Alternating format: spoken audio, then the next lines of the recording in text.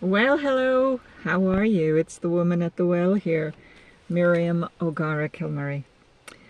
And today is the 15th of August, so it's the feast of the Assumption of Our Lady, of our Blessed Mother, into heaven. And it's a really, really special day, and a lot of things have come to mind. It's a beautiful sunny day for a start. Like a lot of people, to get some peace and quiet, I'm sitting in my car. The kind of thing that happens. But I on my mind in the last few weeks have been a number of things to do with Our Lady. I say in the last few weeks because a few weeks ago I had my consecration to Our Lady. So things have been moving at a pace, not necessarily instigated by me. Once you hand over to our Lord and once you hand over to Our Lady, she moves things along very, very fast indeed. And I'm getting insights all the time, which is pretty special, and I would recommend it to people. There's not a lot of joy in the world at the moment, so take it where you can.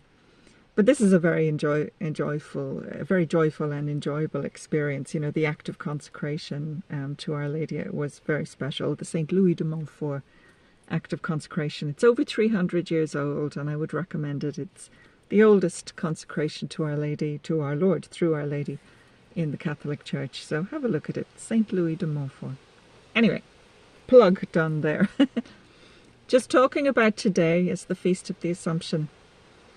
I was thinking about how the disciples must have felt when they realized that something very similar had now just happened to our Blessed Mother. It was a déjà vu moment. Truly. Because not only had they, years earlier, witnessed the shock of arriving at the tomb, having been told by Mary Magdalene that the Lord was risen. Now, when all the apostles had gathered at the time of Our Lady's death, now they're being told she has assumed. Her body has disappeared. It's nowhere to be found. It's not in her grave. It's an extraordinary moment for the apostles, for the disciples as well. And it reminds us that she knew so much. She is so united in her assumption with the resurrection. She's so united to her Son in the experience, not just that shared experience, but also the experience of salvation. She brings that to us. So it's completely logical that she should be our intermediary. Not that we need one, but she is a wonderful one. Think of it this way. For those who have difficulty with the concept of Our Lady and her role, we don't worship her, remember that. We have devotion to her. She is, she's not a god. She is in a very singularly unique situation because she gave the form, the flesh and the blood that we know of the human Christ to the human Christ. So it's extremely important to acknowledge her. The line of David comes through her. And there's nothing he will not do for her. He will not in any way refuse her. So she has great, great power in that sense. But she's the ultimate servant. She shows us. She stands in the place of the church. She shows us how to be the church. She reminds us of the power of women. Remember, she's the one who crushes the head of the serpent. It's Mary that you go to when you want to resist the devil tempting you. It's her. We forget that. We tend to go straight to our Lord, which is fine. But she has been given by him specific power.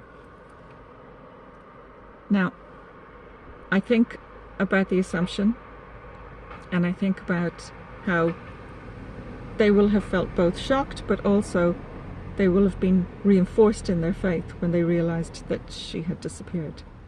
Number one. Number two, the reinforcement of that sense of, you know, the time is near.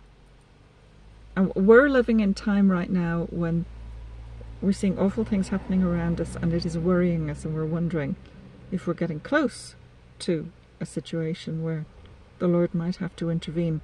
Well, that's a very hard call, because of course that happened in the First World War, it would have happened in the Boer War, would have happened in the Second World War, Korean War. We don't know, but we do know that we've got graces available to us at the moment, that Our Lady in Medjugorje, because she is appearing.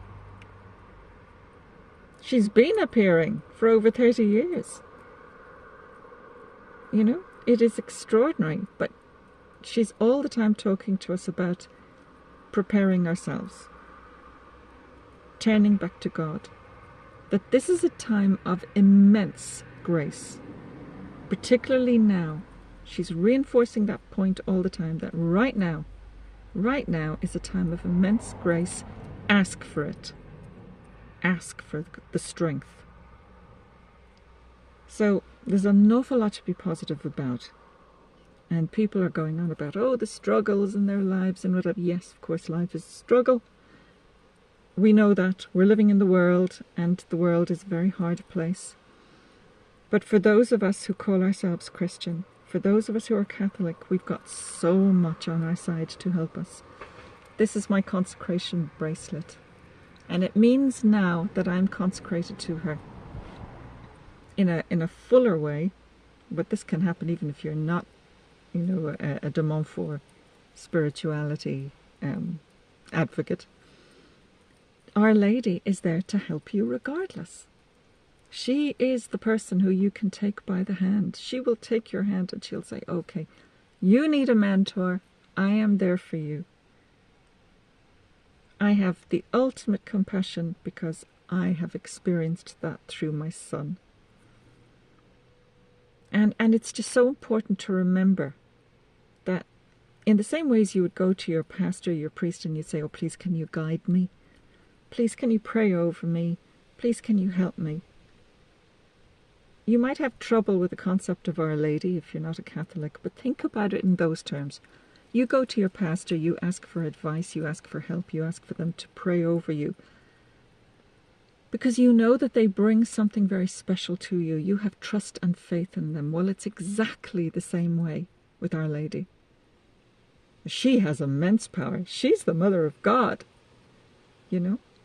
So that's where we're coming from with this. So to look, can you imagine the support she gave them all the way through the years until her death? And then to find that she has been assumed into heaven? Fabulous. It's amazing. It's something to be really joyful about. So I will leave that with you and come back to you very, very, very soon, because there's all kinds of grace being outpoured at the moment, and you have to ask for it. Please ask for it. Please ask for it. And if you haven't been baptized, go get baptized and draw on those baptismal graces. They're all there for you. But you have to ask. You have to draw on them. Talk to you soon. Ad Jesum par Mariam. So that means in Jesus through Mary.